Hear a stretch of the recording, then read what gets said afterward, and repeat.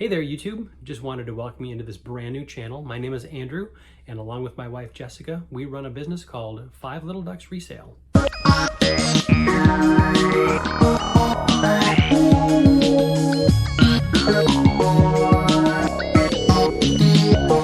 If you stumbled across this channel, it is by no accident, I'm sure. We started selling on eBay back in 1999 during the height of the Beanie Baby craze, and we have been hooked ever since. We started really diving into the whole online reselling business again during the height of the coronavirus pandemic. It was then where we stumbled across YouTube resellers making content, and it really caught our attention.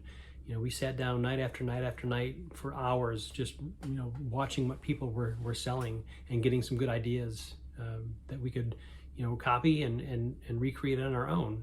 I know there's a million other resellers out there on YouTube, but I figured that we could lend our expertise and throw our hats in the ring and hopefully learn from y'all as we continue to grow our business and expand our presence out there. So with that, let's take a look at the top 10 things that have sold in our store over the last couple of weeks. This first item that sold was an uncut sheet of Batman fabric. The fabric print seemed to be fairly rare and out of print. The copyright date on the fabric itself was 1995. And so I'm assuming that even though that may not have been the production date, it was still fairly old. And I don't remember seeing very many of them on eBay when I was listing it. And so don't sleep on these, uncut fabric sheets, especially if you can identify the pattern. Some of the more popular patterns I suspect would probably be, superheroes and some name brand things like M&M's and Betty Boop. We found a number of that type of stuff that have sold really, really, really well. This item sold for $44.99 and was listed on one of our store sales. Up next, I sold 2 of these units to the same buyer. It was a Camelback Maximum Gear 100-ounce hydration system. I guess that's just a fancy name for an outdoor water bottle that goes into a backpack. But the same buyer came in, picked up both, had a good sale. Up next is this Hummel figurine called the Artist. Now, we don't typically buy figurines like this. However, we are doing a consignment sale with some friends of the family, and they gave us a number of Disney things to sell, and this was included in there. So we decided to take a chance. I know that Hummel figures can go for quite a bit, but after doing some research, figured out that it really wasn't that old, probably mid-80s or so, or even early 90s.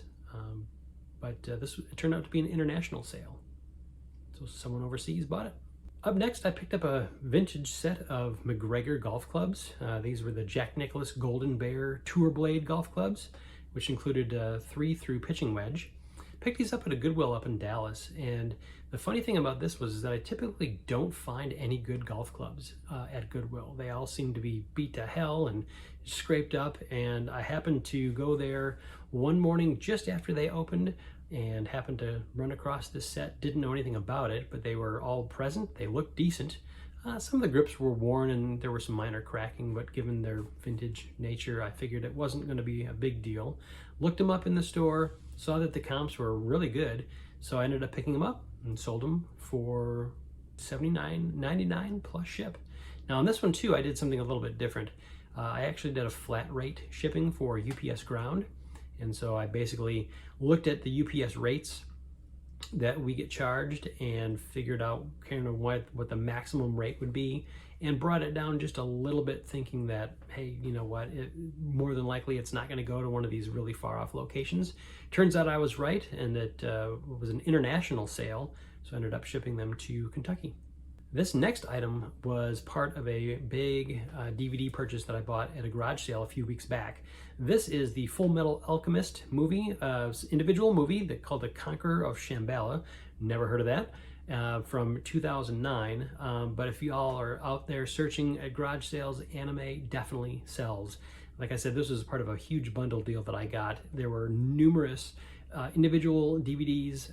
There were seasons of television series. Some of them were new, some of them were pre-owned, all in excellent condition. But some of the prices that I was looking up at the sale just were amazing. So I ended up spending $75 for an entire box of DVDs. Also got some Nike Air Force Ones. This one sale alone, as you can see, it sold for $74.99. Pretty much after fees and shipping has paid for the entire lot. So as the rest of them begin to sell, we'll be in the pure profit on those. So that was a great find. So super happy about that. This next item, shout out Commonwealth Picker. Kevin, you would love this chair. Vintage Kmart trifold, green and yellow vinyl tube lawn chair. Of course, I remember sitting in these that we had at our house around the pool, and this one was in excellent condition. The person I picked this up from at a garage sale said that he had bought it back in the day and literally had sat in his garage and never used until pretty much the day that I bought it. It still had the original Kmart hang tag on it, which I thought was awesome, so I included that with the item when it sold. Although when I was buying it, the tag did come off, but I did include it. These things are a pain in the butt to ship, I'm not gonna lie. So if you don't have the right box, it's gonna take some searching around. Luckily, I am a box hoarder. As anyone who knows me knows that that's what I collect is boxes, just because I know I'm gonna need them one day. But sure enough, I had the right box and packed it up, sent it out, and it was a great sale. Thanks again, Commonwealth Picker, on that awesome pickup. Definitely be on the lookout for the vintage lawn chairs. Those are a great buy. All right, this next item was purchased by my wife at a local Goodwill. She and the kids went out searching one day, and she came home with this, and she said, well, you know, I ended up paying up for it a little bit. So I checked it out, and she ended up paying about $25 for it, but it was in really good condition, brand new without tags. It still had the kind of protective plastic on the nameplate. And so I did some research on it. It turns out that it's a really popular brand of Italian purse. And I ended up selling it for $70. So don't be afraid to pay up for some things. You know, some things I don't like paying up for. In this case, it ended up paying off. These next items were part of an estate sale where a lady evidently had worked for Bandai back in the day. She was some sort of product rep. So she had literally one room full of new in-box vintage Mighty Morphin Power Rangers toys of all shapes, all sizes. The person running the estate sale said that she had purchased multiple identical units for all of her grandchildren, and they were just never opened. And saw this sale advertised for about a week prior to it starting, and so I was really anxious to get there. Ended up being probably 15th in line or so.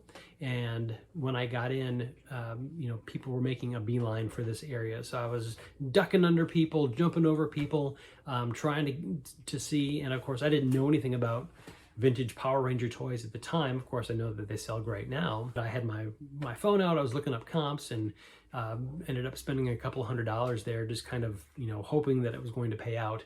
And of course it did. And these were actually a bonus add-on that I didn't even know that I had. So the story goes is that, again, this lady was a product rep.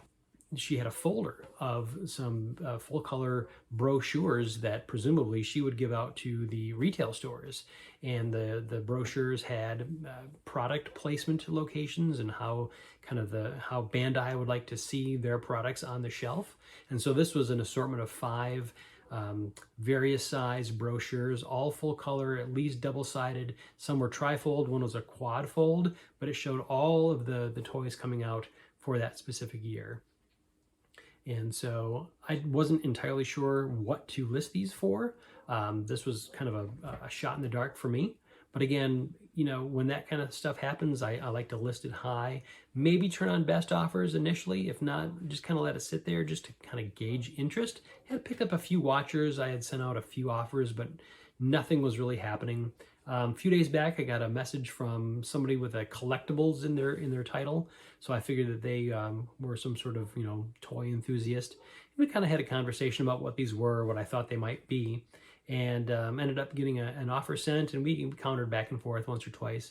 Ended up on about $64.99 plus ship, and sent these out, and awesome sale for something that I didn't even know that I had.